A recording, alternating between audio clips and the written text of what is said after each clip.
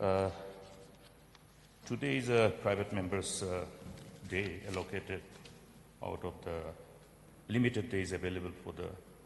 So I don't know, after disposal of this special motion, whether we should be allowed to at least take up one more motions, keeping in mind. So, Mr. Speaker, sir, I was referring to the problem which is pertinent and which is serious. Now, we all know that the space available for the aspirants in white-collar jobs are very, very limited.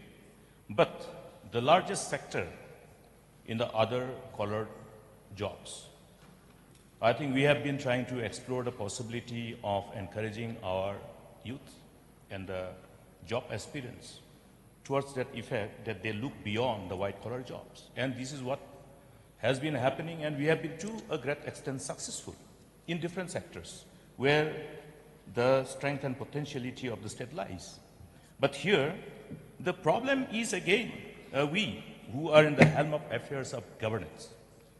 Now, it is a reality that it is very difficult for us to really encourage our youth to look for jobs outside the white-collar jobs. It is a reality.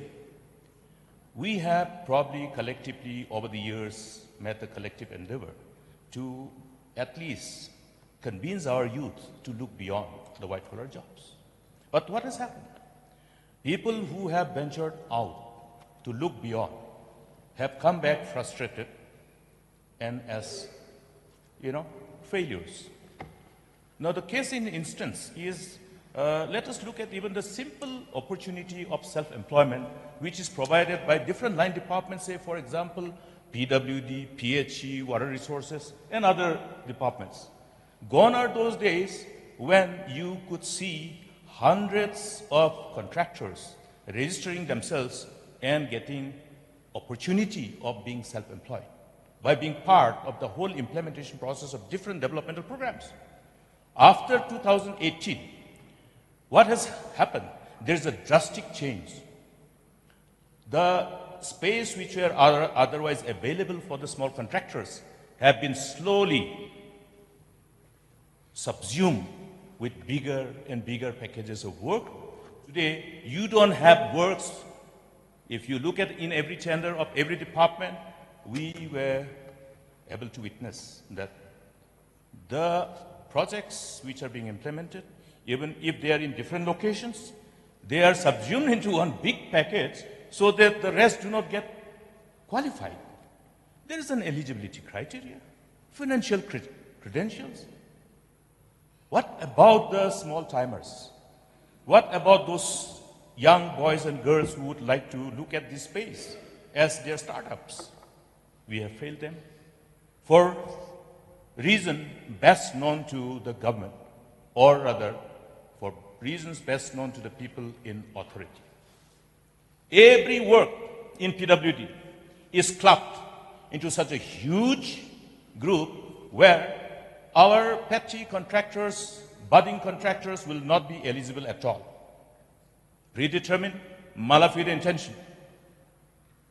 That's what probably the president of the Pradesh Congress Committee must have been referring to. Manipulation of contract works. This needs to be looked into if we want to resolve these problems. This is a space available for many of our mothers, many of our widows. Mr. Speaker, sir, you yourself have been witness to how many mothers in Tura were benefited out of this space made available to our mothers. Today, you do not see mothers visiting the office of the executive engineers, nor of the superintending engineers, nor of the additional chief engineers in Tura. This is the reality. Please correct it for the best interests of the state. It is very difficult otherwise to really convince our youth to look at spaces outside the white-collar job. Today, if you're looking at other initiatives, I remember how to create an opportunity and to ensure the participation of the rural population. We embarked upon a number of initiatives, multiple initiatives which I don't want to name, to generate that kind of space. Today, the largest job provider is the area where we have the blue-collar jobs.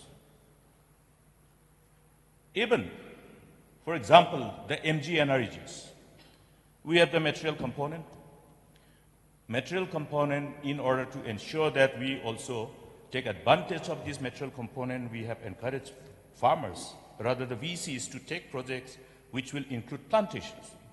Now, all these planting materials are coming from outside, from Assam.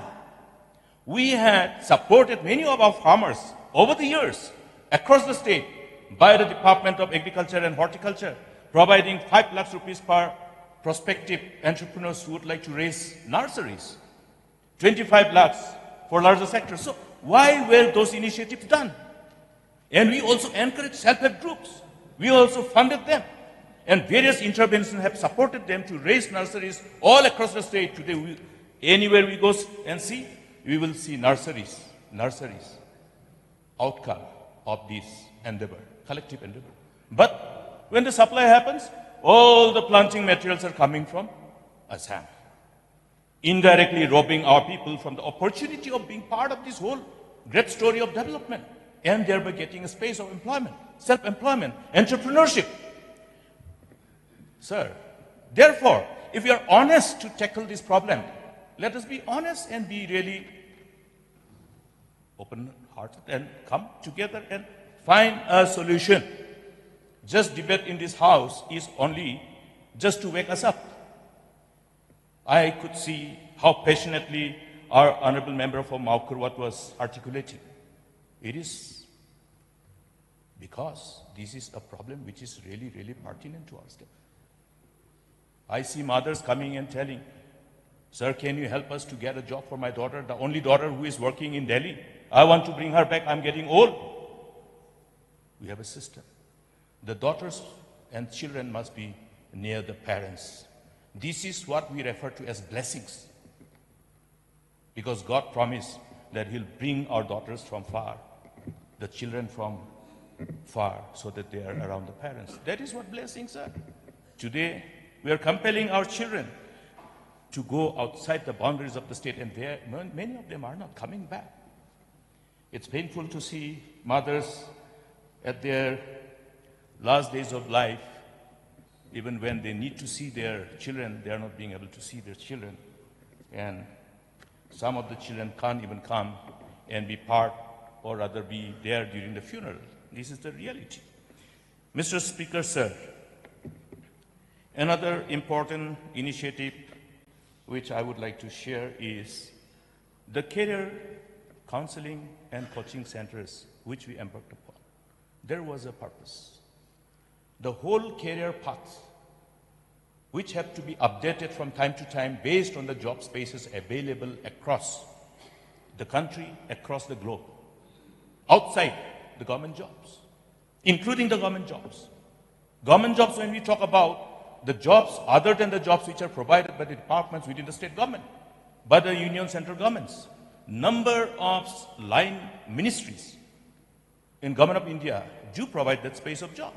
Many of these jobs, when vacancies, for filling up the vacancies, the advertisements are made, our people don't have the access to those information because of many reasons. Today, the circulation of print media is no longer in the rural area, no longer across the state, unlike in the past, because of so-called online news channel and all. So, therefore, there's a serious need to re-establish ourselves, position ourselves in such a way that we provide information for our youth in every corner of the state.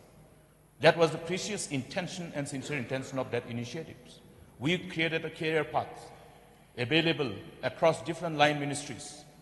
And what is the course of studies that our youth must take for being able to compete for those spaces of job available? And also, what the kind of coaching that they must be provided? We had a number of youth who were given this coaching in Delhi and even in the district capitals, including Shillong. Revive it. Because then they will see the avenues of diverse fields of opportunities in respect of getting jobs, both within the government and outside. Mr. Speaker, sir, now there's a huge frustration which is very visible and palpable for all of us. it's a matter of concern. There is a frustration. Allow this frustration to linger on. This will ultimately become anger. And you know what happens when frustration and anger rule the mindset of the youth. Therefore, we have to understand the magnitude of the problem. I would like to also look at the insensitivity with which we are dealing with the job aspirants. Now, there was a job which was advertised recently. Some friends sent me this. This is for the post of Research Associate, qualifications PhD in education, and salary, remuneration, not even salary because it's not a permanent job. Remuneration, 12,000 per month. And the work description is data collection, data analysis, drafting reports, coordination with field personnel. That means the employee has to move around. 12,000 rupees for a PhD. We are asking our youth to apply for this job. And another one is graduate passed with 50% marks from a recognized university, etc., etc. Salary, 800 per month. Now look at the reaction of the youth. So, Mr. Speaker, sir, the irony is that somebody sent me a message when this was being shared with me. He said, the irony is that we are talking about the problem of unemployment amongst our youth, but go to the secretariat, you will see so many footfalls. We don't have any, envy against others from other, meaning people coming from other states. But secretariat is full of other people who are employed by many of the so-called consultants, innumerable consultants. You look at MECL and different departments, different line departments, consultants after consultants, consultants after consultants, consultants after consultants, and how much money is going? Whether tourism, very nicely crafted entity has been created, which is being used as instrument to really rob our people from the opportunity of employment directly and indirectly. Mr. Speaker, sir, therefore correction is needed. Then another part is the question of integrity in the whole process of recruitment. I remember when we had the opportunity of discussing as to how to go about for the transparent recruitment policy for the recruitment of police. We made it a point that even though we try to please others by supporting, how does it help us? How many will get job? And how many will be those who do not get job? Whom are we going to please by manipulating the process of recruitment? Let us be fair, therefore we adopted the policy of transparent recruitment system, Mr. Speaker, in police. Therefore, when the aspirant comes and tells us, sir, can we be helped? We say, transparent recruitment system is there. You run, you have a speedometer in your ankle, and as you run, you will know the marks. That's what is the total marks that you have secured as a job aspirant. He is aware of the marks. So nobody can manipulate. There is a trust in the system. There's an integrity to the system. But today, the integrity of the recruitment system is under question. We need to restore it. Why I'm saying this? Look at the result of this MPSC, who came up with another result with additional list of candidates who are called successful based on the review by somebody called, who is referred as an expert, which was an offshoot of an exercise by the MPSC after having received the representation from a candidate with regard to the questions appearing in the Meghalaya Civil Services Preliminary Examination 2022-23, held on the 4th of November 2023. Mr. Speaker, sir, I think enough reaction were circulated in the social media. reflecting the concern about people's, the concern about the integrity that we have in the whole process of recruitment in an institution which is a constitutional body. An institution mandated by the provision of the Constitution so that the whole populace in the country and the states shall have the trust in the whole system. Now this trust is being challenged, and the integrity of the whole process of recruitment is under question. I urge the government through you, Mr. Speaker, sir, to correct it. This is a very wrong precedence, and this precedence can be further manipulated in the years to come, thereby really creating a situation where people will have no more trust in the whole process of recruitment. Similar thing, the matter was brought to me. Some people came and asked me the suggestion to go as to how to go about to deal with the result which was declared by the District Selection Committee of East Garhwals recently, where in the instant case, there were 4 members from one family. 4 members from one family who have passed, who have made it good in the exam. Mr. Speaker, sir, we all know if people doubt the integrity, then they also doubt our integrity, the integrity of the whole political class. It is not just confined to the District Selection Committee. It doubts the whole system, the trust in the system which is mandated in the Constitution. It is dangerous, Mr. Speaker, sir. Therefore, I don't think I need to dwell on many other aspects of this issue. But look at the government's insensitivity towards filling up the post of vacancies in various line departments.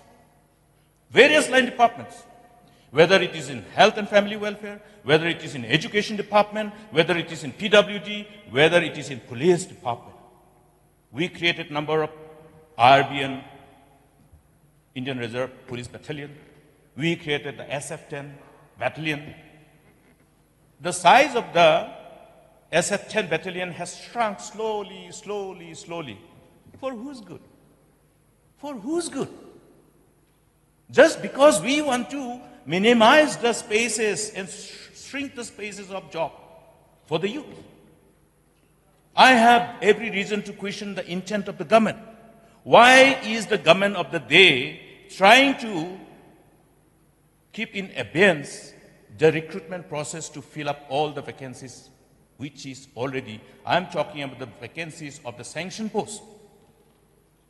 I visited Ampati recently. One of my classmates was there. He said, Dr. Mukul, I have retired. I also was reminded, okay, we are in the retirement age now. So then another guy was there, who was my junior. He also said, sir, I have also retired, 1 year junior. So that means I should have retired last year as if I were still a government medical and health officer. Then they were teaching in Ampati Higher Secondary School. So I was tempted to ask, keeping in mind the importance of filling up the vacancies in case of schools and colleges. Otherwise, limited number of teachers, if they have retired and we don't fill up, who is going to take these crucial classes? They said, yes, sir, they have advertised. I'm trying to bring it to the notice of the Minister in charge of education as well. The advertisement is to fill up this vacancy with a fixed pay of 30,000. Why? Why? Against a sanction post. It's illegal. It's illegal.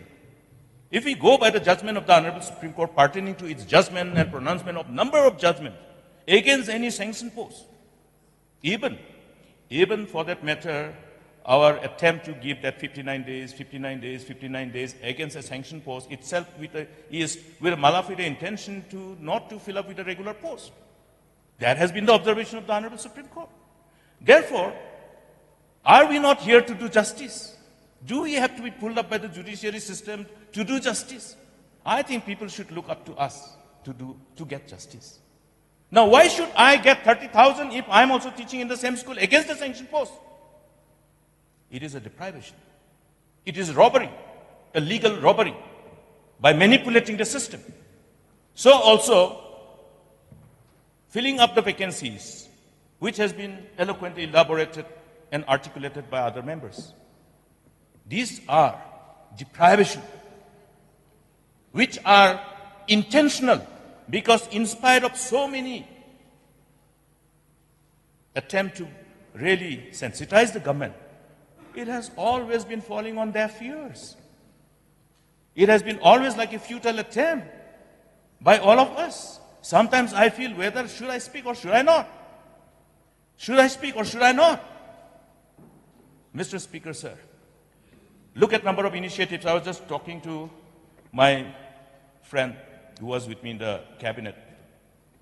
We embarked upon a number of livelihood initiatives. One of them was this dairy farming. 5,000 farmers in Millim block itself. 5,000 farmers in every block, in few of the blocks as a first phase. What happened? Why no support? Support is not only to provide fund, also to take care of the vet care. No vet care.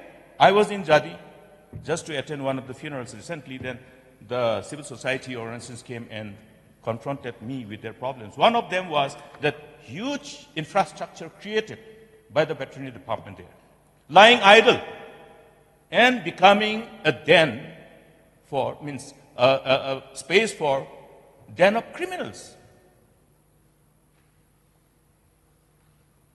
Invested so much of money from the public exchequer, from the scarce resources, and left unused. Similarly, everywhere across the state we will see, we have the infrastructure, we have the, sometimes we have posted personals, but they don't go because nobody is bothered. How are the farmers going to take care of their cattle? How are the farmers going to take care of their piglets? So many piglets were distributed, so many piglets have died. That's the reality. I am also a farmer. I had to look at some friends who should go out of the way to take care of my livestock. So, this is the challenge. And these are the areas where we have, these collateral spaces of employment created, generated. Let us be clear that these spaces available in the blue-collar job is the highest in the world. And therefore, this sector must be taken care of. And unless this sector, apiculture, aquaculture, so many initiatives, only the names have been changed, doesn't matter, carry it on. So much of fun is available. I have always spoken about the low-hanging fruit, so I think we should take advantage of them. But let us do justice to all our children, to all our beloved young men and women, Mr. Speaker, sir. Whatever we can do, while we are in position, while we are in authority, while we are privileged to serve them, let us be honest to ourselves and let us be honest to them. And there's lots of space. These can be corrected. Hundreds of thousands can be recruited immediately also, because there are similar number of jobs already lying vacant which are not filled up by the government. God knows what is happening to the money which is allocated for the salary. If the vacancies are not filled up, the salary component will not be spent. So what happens to that money? Are we not willing to spend that one to give job to those who are hungry for a job, who are waiting eagerly for the job? So, Mr. Speaker, sir, I would like to thank the honorable member from Amlaren who has passionately moved this motion and have appropriately and eloquently articulated this issue. So also other members. We can see the passion coming out of each one of the words that they spoke. It is coming from their heart, Mr. Speaker, sir. It is not for the purpose of playing politics, but I think it is a real problem for all of us. We will all face these problems once we go and face our people again, when we seek their votes. And even before that, we do get confronted by these issues. These issues, I think, have confronted many of the policymakers across the country, across the globe. We are seeing it. Many of the nations have not been able to really navigate the challenges that they were confronted with, because they didn't know what to do when, it was beyond their capacity to contain and control and address those problems. So, stitch in time saves nine, Mr. Speaker, sir. With these few words, I would like to again draw the attention of the government and earnestly appeal that this issue